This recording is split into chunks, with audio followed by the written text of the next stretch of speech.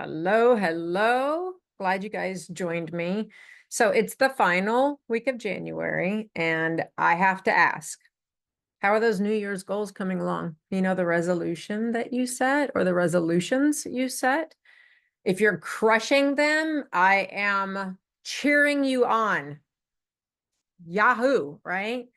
But if you're like most of us, this is probably the point where motivation is fading, the excitement has worn off, and maybe, just maybe, you're feeling a little frustrated or stuck.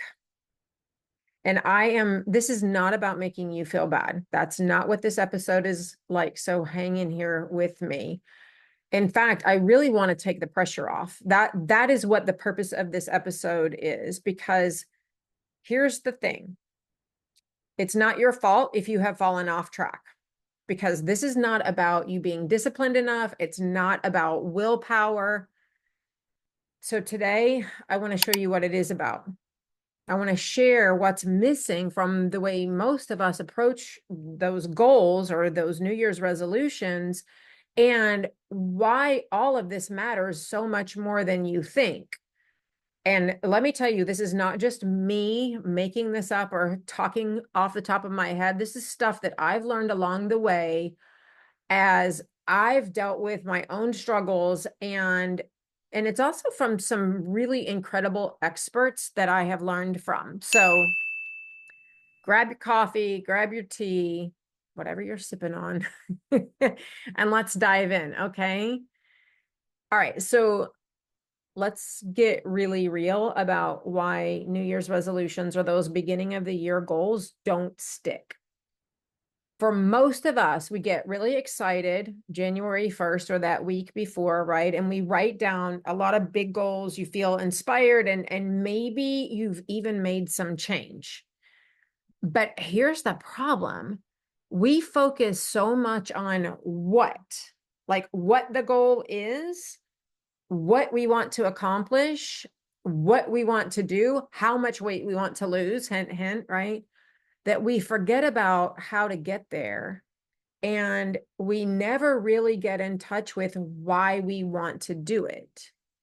And I came across something interesting. It was from Dr. Heidi Grant Halvorson. I think that's what it was. Or Halvorson. That's what it was.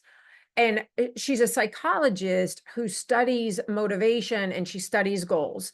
And she says that one of the biggest mistakes that we make with goals is like focusing too much on the outcome and not enough on the process.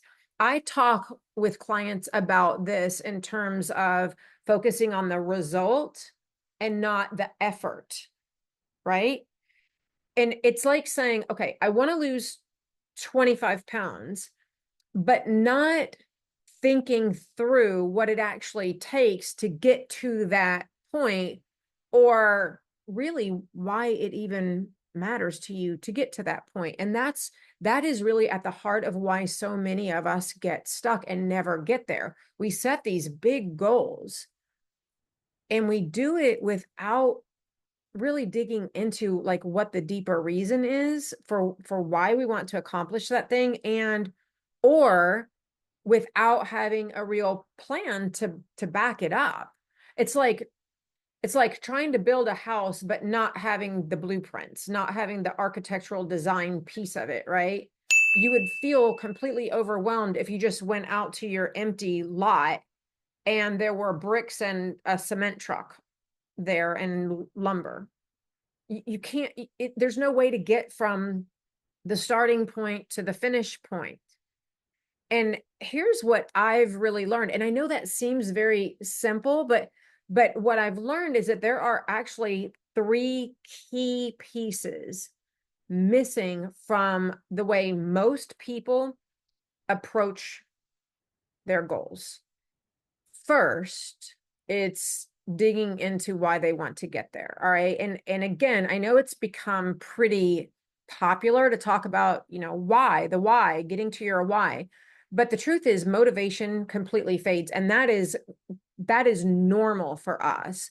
But what keeps you going when it does fade is understanding that more meaningful layer of why you want to accomplish the goal. When I was working in my university life, right, like moons ago now, I I dug into Simon Sinek and his work, and I was doing a lot of keynote speaking at that time. And in one of his books, it's called Start with Why, or Start with Your Why. I think it's Start with Why. He talks about this very phenomenon, and he explains that people don't succeed because of what they're doing, what they want. They succeed because of why they're doing it. That's a really simplistic way of breaking down what he says, but that's at the root of it. They they succeed because of why they're doing something, the more meaningful part of the what. So losing weight isn't just about the number on the scale. Of course, that's what we want when we set out to do it. But what really helps us to become successful is it about that feeling of confidence. It's about having the energy to play with your grandkids. It's about proving to yourself that you can follow through on something for yourself, just like you can follow through on things for your friends or your family or on projects and deadlines at work. And so you have to be connected with something that anchors you in a much deeper way than just wanting to lose the weight. And this is what I'm telling you transcends all different kinds of goals, but you know I'm going to come back to the weight and the health pieces, right? Okay, number two is about having a real clear and correct strategy. So goals like, eating healthy or exercising more, that sounds great. And it's an okay place to start, but you're not likely to ever actually follow through because they're so vague. And it also is about like, well, what does healthy mean for you? What kind of exercise works for you, your body, your schedule, in this season of your life?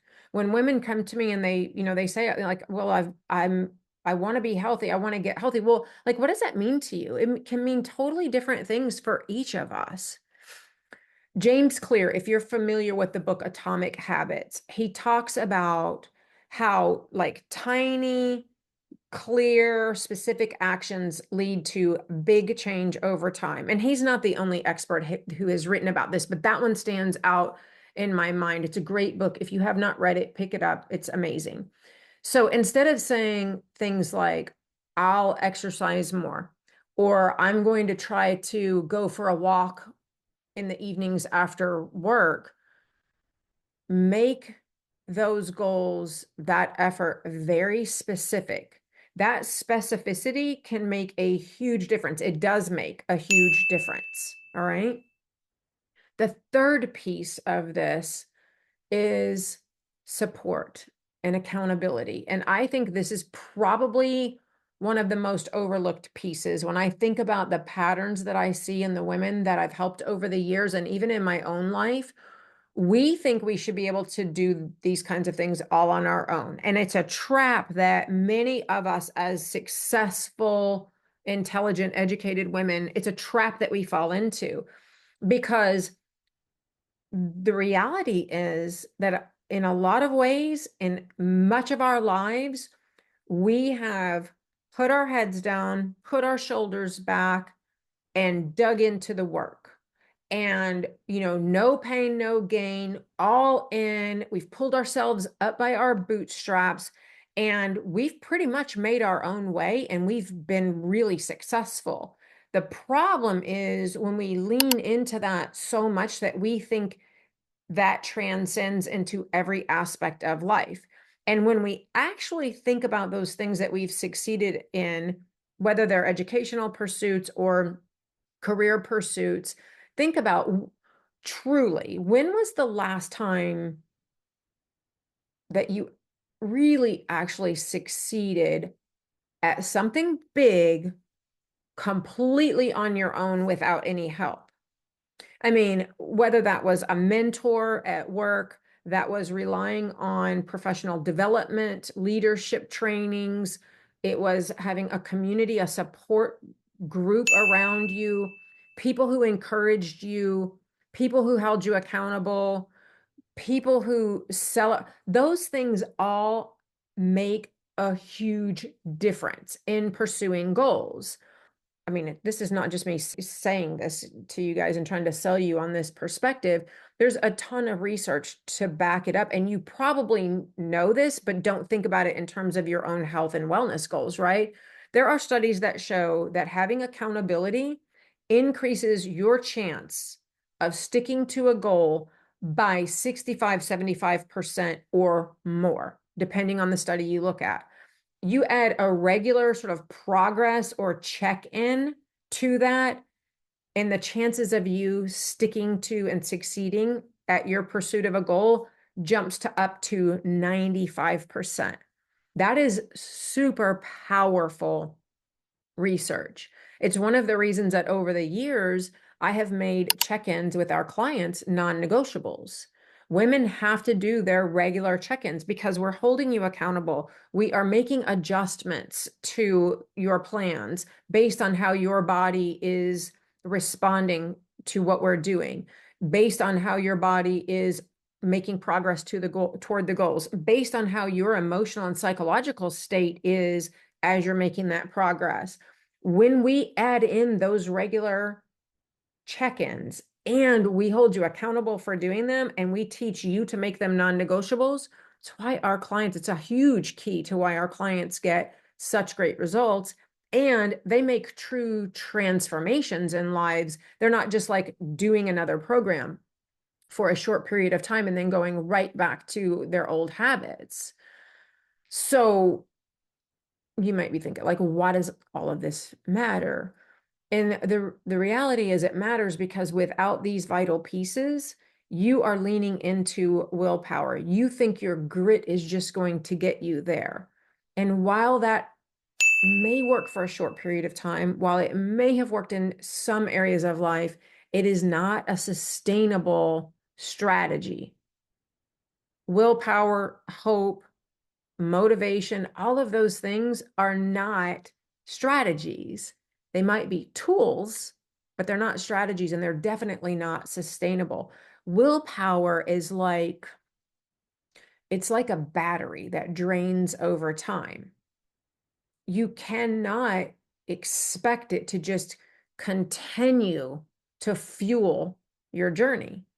When you have a strong why, though, and you combine that with a really clear, correct strategy, and you have the right support, you don't have to rely on willpower. Then willpower becomes the boost. Then motivation becomes the advantage. But it's not what you rely on for success, right? No, instead, you've built a system that actually carries you forward even on the hard days. That's what you have to have. So I've seen this in my own life. I've seen it time and time again with the women that we work with. They come to me feeling so frustrated, right? You've tried everything, nothing sticks. And when we dig deeper, which is part of what I get women to do, when we dig deeper, it's really not about the goal itself. I mean, yeah, that's important, but it's not really, that's not the end all be all. It's about these missing pieces. That's where we're like, okay, we uncover some of the root cause in what's missing. We put that in place and everything changes.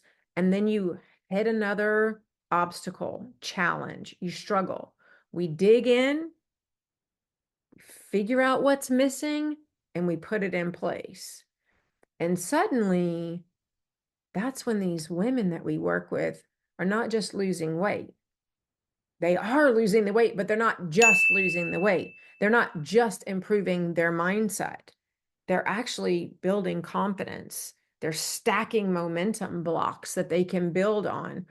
And all of that adds up to a life that we love. And I will tell you, I tell women this all the time in our program as we're coaching them through these struggles, because it sounds really easy when I say it in this way, right?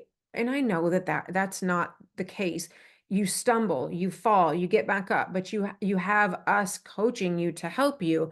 And I tell women on this journey all the time, you'll know, like when you get to the other side, you'll know. It's almost like flipping the light switch on in the room, in a dark, dark room, and everything gets illuminated.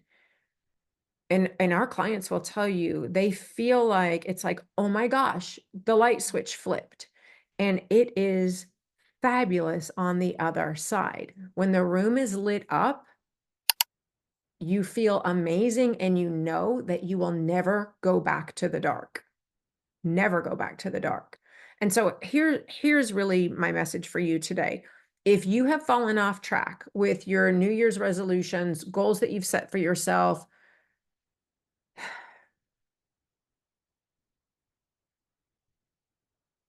you're not failing.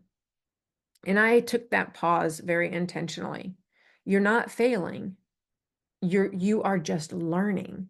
You're figuring out what works, what doesn't, and you have to approach it in that way, because that is a necessary part of this process. You hear people talk about falling in love with the journey, not the outcome. And that is so true. When you fall in love with the journey, when you recognize that figuring the journey out is part of the goal, you actually facilitate and fuel your progress to the goal. I hope that resonates.